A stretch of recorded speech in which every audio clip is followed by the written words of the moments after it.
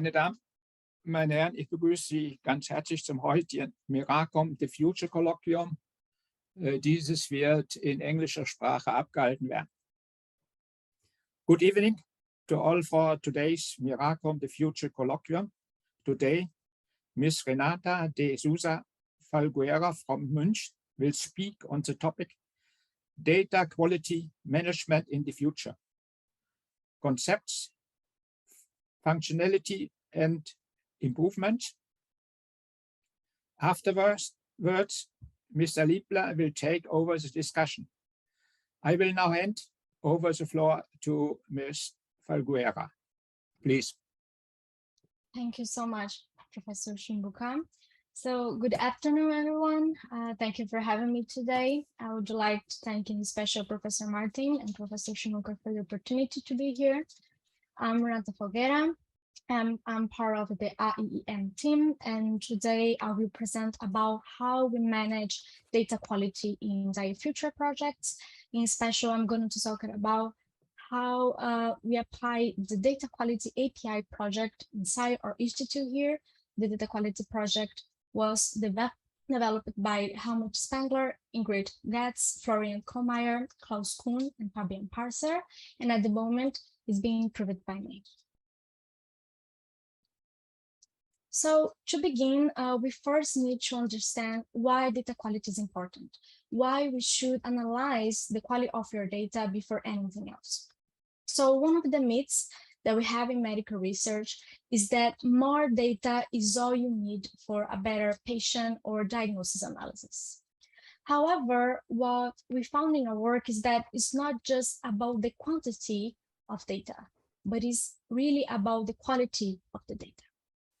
So I'm going over one example of this, but there is a ton of other examples on how data quality impacts research results. So in this particular example, imagine that you're working with a huge amount of data, but this data contains the following. So this data contains missing values. So for example, we have patients with missing diagnosis information, missing birth date, missing gender, and etc.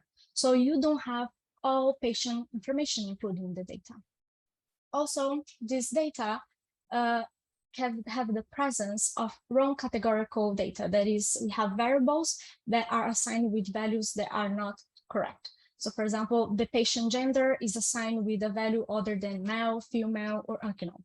For example, the patient is assigned with flu, which is impossible to happen. Other error is that, for example, we have diagnosis date in future. So we have patients in your data, for example, diagnosis with Alzheimer's, Parkinson's disease, cancer, etc., but with the diagnosis date in the future, like 2030, 2040, which is also impossible to happen.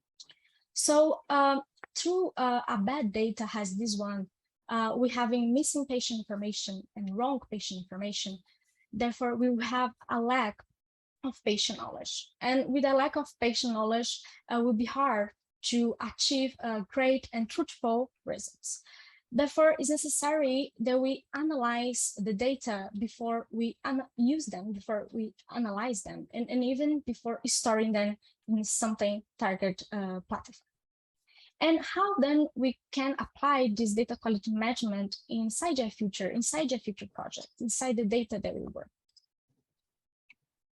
So in DIFUTURE, we rely on the use of heterogeneous sources. So we work with data coming from different sources.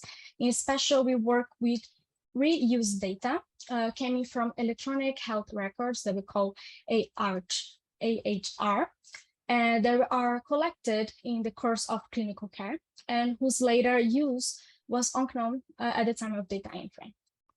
And this data is stored into different targets platforms so that we can then use this data for different applications such as analysis.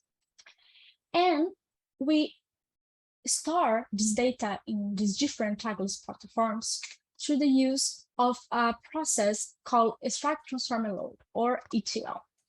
An ETL process is nothing less than a process that first extract the data from the source system. In this case, extract the data, they reuse data from the source systems, clean harmonize and transform this data into a feasible form for analysis. And after that, store this data into the different target platforms. However, since we work with the reused data and data come from heterogeneous sources, we face a lack of uniform and controlled data collection procedures. As well, we don't have a clear definition of the data. And this makes us question if the data that we are storing in your different target platforms is with good quality. So therefore, we need to analyze our data before storing it, before using them for analysis. Then we need to apply data quality procedures inside our ETL. And ETL, as I mentioned, has the cleaning and harmonizing procedure, which is good for enhancing the quality of the data before storing. However, it's not enough. We need to evaluate the quality of the data in different aspects. Cleaning and harmonizing will correct some part of the data, but not will correct all the issues that your data may have. And these different aspects that we need to fix is very important so that we can correct all the data in the correct form and enhance it in the correct form. And to enable consistency of terms and discussions about data quality, to facilitate systematic approaches to measuring data quality, has also to foster the development and sharing of best practice, several conceptual data quality conceptual frameworks has been proposed. And in 2016, in specific, Canadal unified all these conceptual data quality frameworks into a single one. And the single one is composed by 3 data quality categories, which is conformance, completeness, plausibility, being the first and the last, composed by 3 subcategories. So the conformance category checks the compliance with internal or external formatting, relational or computational rules. So the value conformance subcategory checks if the data values are inside the alloyed values, domains, and data types. So for example, we check if the gender of the patient is male, female, or unknown, for example. Or we check if the date of birth, for example, of the year, month, and day is an integer, and etc. Relational conformance checks if the data is complies the structure constraints defined by the schema. That is primary relationships, foreign key relationships, and everything. So for example, we check if a medical record is assigned for a single patient at a time. Computational conformance defines if the value that you have in your data is in accordance with the intended values. So for example, we have the body mass index, BMI. So we evaluate if the body mass index that we have of the patients in our data is identical to the hard calculated value. The completeness category checks for missing data. So we will check for if gender is null, if patient ID is null, if birthday is null, and so on. Plausibility category quantifies the truthfulness of the values that you have in your data. The uniqueness plausibility in specific quantifies the frequency of duplicated values. So for example, check if you have patients with more than one ID. A temporal plausibility will measure if the values of common knowledge are correct. So for example, I would check if height and weight are positive. The temporal plausibility measures compliance with expectations regarding time-related variables. So for example, we will check if the date of when the patient was inserted into the hospital database is occur before the patient was diagnosed with some disease, for example. And based on our experience working with numerous and different types of data target platforms, and also our experience with literature research, we have identified the following essential requirements for data quality. So first, we need to observe the entire life cycle of the data. That is, we need to understand data creation, collection, cleansing, storage, using, and analysis. Therefore, we can check in which step of the data is crucial for us to apply data quality, and this will depend on the project that you are working. Also, we need to observe the temporal development of quality characteristics. That is, we need to analyze the data before and after, in the present and past. It's important that we analyze how the quality of the data evolves through time. Also, we need to integrate data quality management inside existing IT infrastructure. That is, we need to add monitoring and notification mechanisms so then the user can easily check the quality issues that it has in the data. Also, the data quality procedure needs to be independent of data models, and we need to have the capability of tracing back the quality issues to their source. That is, we need to have a way to find where the error happens, and then we can come back to the source system and correct it. And how we can then apply this data quality management inside the ETL, how it works. There comes the data quality API project. So during the ETL process, as I mentioned, the idea is apply data quality procedures. And the data quality procedures that we apply inside our ETL process, in the process of extracting, transforming, and loading, are following the Kahn et al. Conceptual framework. And for each, for example, category that we have in subcategory, for example, value conformance, attempt plausibility, etc., we will make different quality analysis. So, for example, for value conformance, I will check for invalid format, invalid data type, invalid values, and etc. Each one of these quality analyses that I apply in the data, we call a screen. And for each screen that I have, for each quality analysis, I will receive the information during the data quality procedure if the data pass or do not pass in that quality check.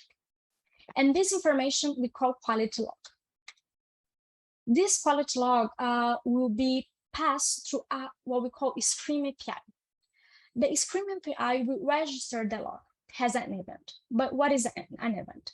An event is basically the quality log related to the quality analysis applied. And this event will be then registered and saved, stored into an event store. The event store itself is a PostgreSQL database, and the Scream API is a Java class. But how we structure each quality analysis apply has a screen, and each quality log has an event. So the event store has the following schema. So it is composed by 3 tables: job dimension, event fact, and script dimension. The job dimension table will describe the ETL process that your data quality is on. So you define the name of your ETL process, when it started, when it ended, the source system that you are working and analyzing the quality of it, the phase, and the status. That is, if your ETL process is already concluded or not. Also, the streams each quality analysis apply in your data, that is a stream, we will have a specific table to define its constraints. So in the stream dimension, each stream, each quality analysis will have an ID. Also, will be related to the subcategory itself. So, for example, invalid format is a value conformance, check gender missing values is completeness, and everything.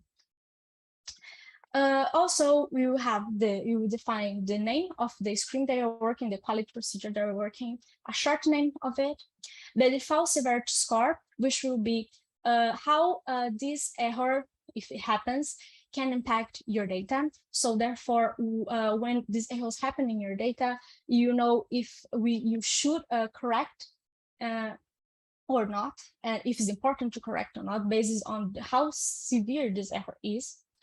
And also the default expectation action. That is, when a quality log is an error, not a pass event, you should put what you expect to do if that error happened. That is, if you expect to correct the error or not. And the event fact will define the errors or issues logs, error or pass logs, and during each data quality analysis. So each event, each log, we have a primary key and ID, will be always related to a ETL job, and also will always related to a screen, because events is related also always to the quality analysis apply to it. You have the source entity name, which should be where the error was found, that is which CSV file, table in your canonical schema, and etc. The source entity key attribute, that is the name of the column that you use for ID, that then when you need to come back to the source system, you can come back and correct it. Normally, this entity key attribute is the name of your patient ID column. The source entity key is the patient ID. In this case, we work with patient pseudonym. Also, the source entity error attribute, which is which column of the CSV table or the table itself the error was found. The source entity error value, which is the error found. The final severity score, which will be the severity that the users think about if this error happened in the data, and this will depend on the project, the data that the user is working with. Also, the final action performance, that is, if this error happens, that will be corrected or not, and the info regarding this event, what this event is about.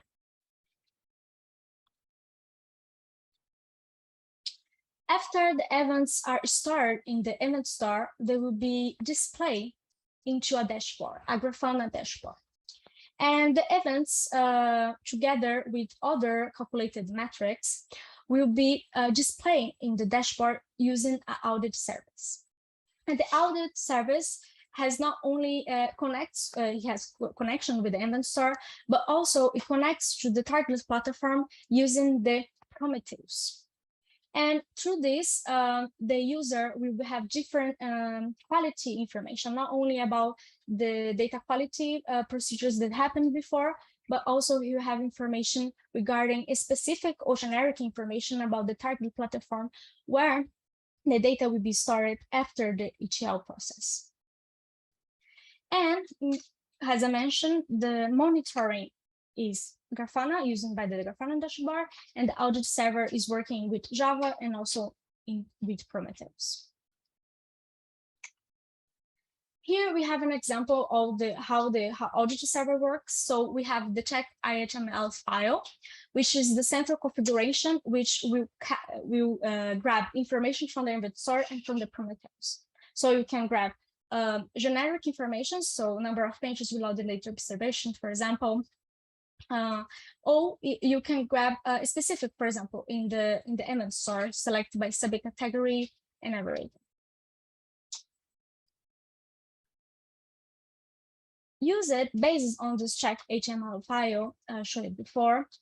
These are the metrics that can be shown in the Grafana. So first, we have general information. So the general information, we retrieve generic information for the target platform using Prometheus. So number of concepts, number of patients, observations, number of patients by sets, and etc. Also, we have issues in final target platform data. That is the issues related to the target platform, which is also from Prometheus, such as, for example, the generic ones, number of patients with a related observation. Also, we have issues found during the ETL process that happen, grabbed from the event store. So, for example, here we have the number of problems found for each data quality category applied. Also, we will have a graph to evaluate the issues encountered during the whole ETL process, so that you can track the quality of your data through time. So because the Grafana saves data that you analyze it in the past and in the present, then you can follow up. And also we have the information about the execution that we grab from the event store too, which will have basically how long was your ETL process together with the data quality monitoring.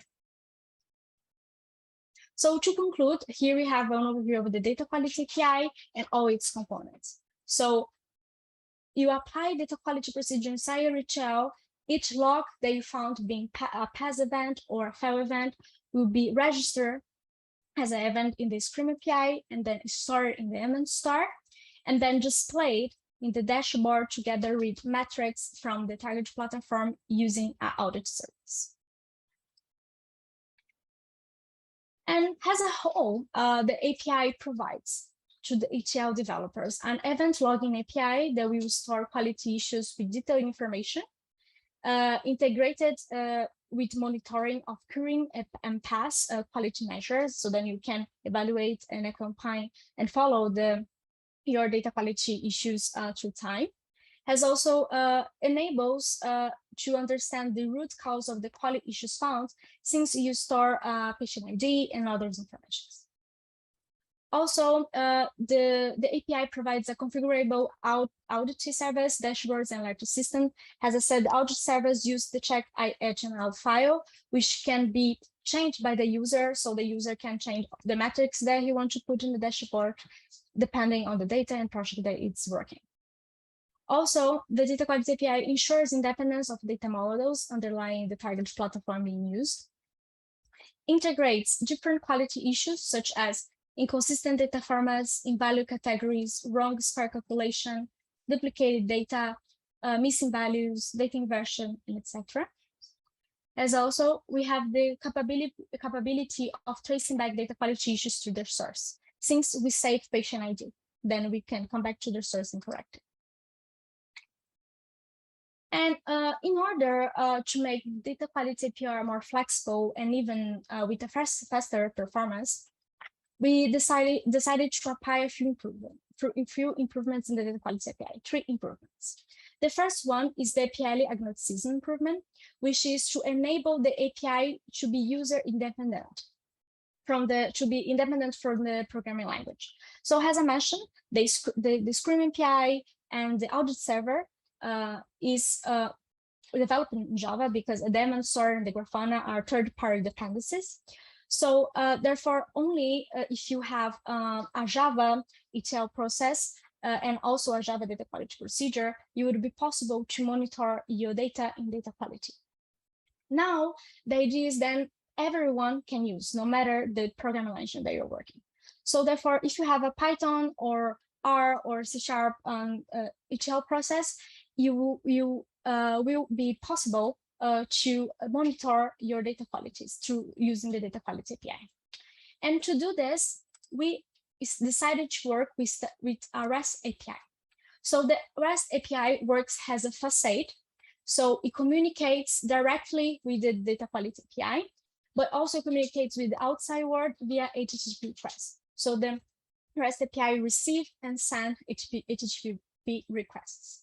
So no matter the language that you're working your ETL, if it's a non-Java or a Java ETL pipeline, you can send the events to your quality logs to be registered as events in the data quality API through HTTP requests. And normally what we work is that you can send all the quality logs that you found in your data through simple JSON file. The second improvement is that before each event that were registered in the data quality API were stored one by one in the event store. So the whole process of registering. Ms. Souza, Falguera, excuse me, can you finish your presentation in the next minute? Yeah. It's the last slide. And then so we can literally register instead of register one by one. The idea is register everything in a single time. So we save all the events in the event store using a batch and load everything. So then the process got faster based than using one by one. And by finish, the last improvement is to enable the audit servers to connect with not just one, but several target platforms, since the ETL process can load data into several target platforms. And that is it. Thank you so much. Yeah, thank you very much, Ms. Falguera, for the very good presentation. Are there any questions or comments?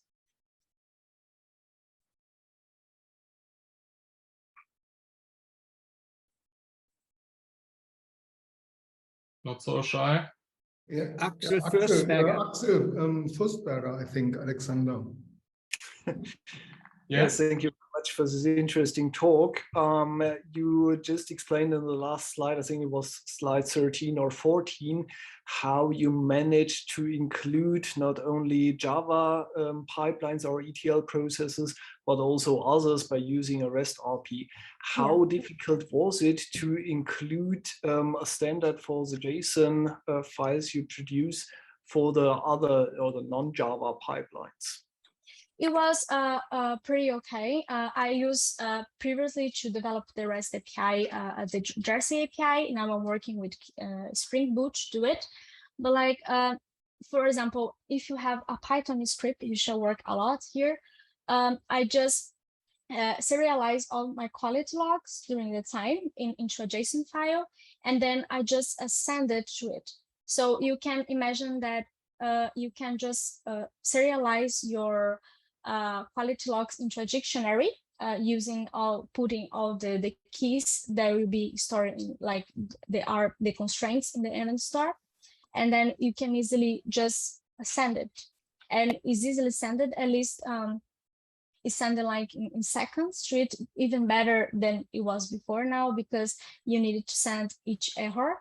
But the idea is the with JSON file was really simple, because you just can create a dictionary or serialize it into JSON in your array, and then you just send it to via a post request, in this case, to the REST API.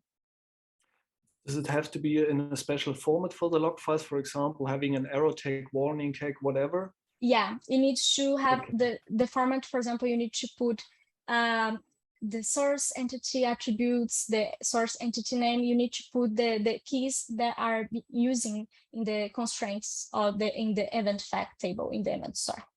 But just that. After that, you just can load and everything will be up in the Grafana. Mm-hmm. Thank you very much. Martin Brücker. I think my question goes in the same direction, because somewhere you need to store all the rules and constraints you want to check in the screen API. How do you do this? Is there a domain-specific language or something, or should there be some language defined? How is this done? So, for example, in this case, from the rules, each user will define, and you can define using, for example, a JSON file when you pass the rules that you apply in your data in each column and each table, and then passing ranges, so then you can verify if the values inside ranges and everything. And these rules can then, which is for the project, at least for us, is that we store these rules in the metadata repository.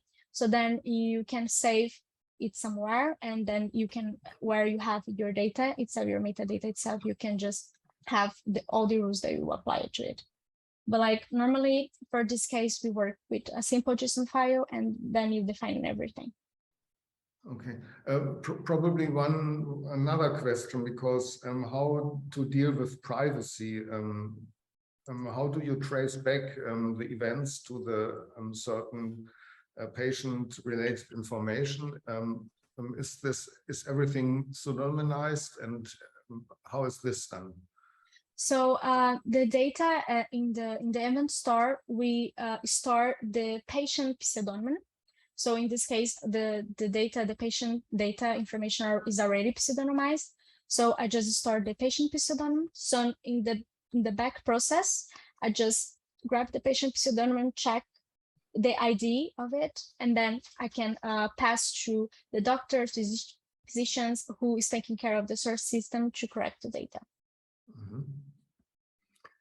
Yes, thanks.